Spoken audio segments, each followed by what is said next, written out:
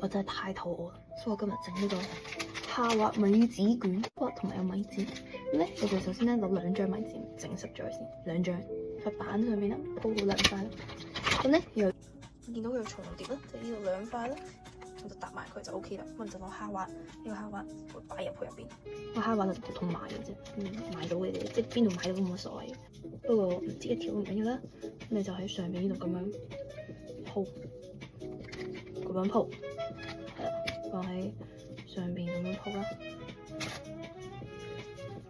好似有啲核突，但我估佢食落去應該好食嘅。即係諗下蝦滑加咩唔好食啊？冇嘢咧，就係咁啦，咁樣鋪啦，鋪晒佢就 OK 嘅啦。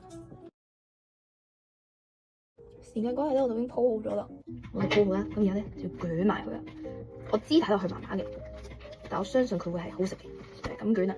咁捲嚟就應該有一條嘢出現咗嘅。咁然後咧，就將呢一條咧捲，噔噔，耶！咁我哋而家咧就2條好靚嘅啦，蝦滑米。咁剪到咧，佢兩面咧金黃就可以啦。我就咁樣先。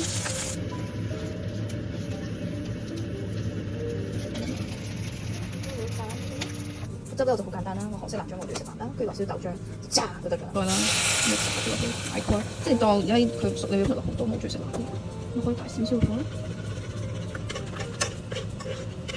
咁啊，見到變色咁樣，開大個火，嗰個睇火啦，係啦。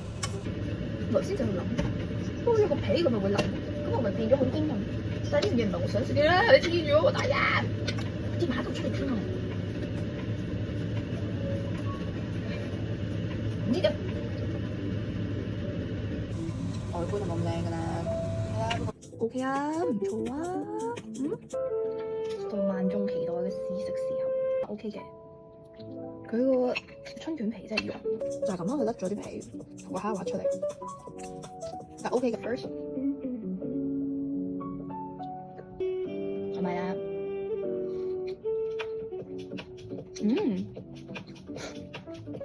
好食，其實你想象中嘅味咯。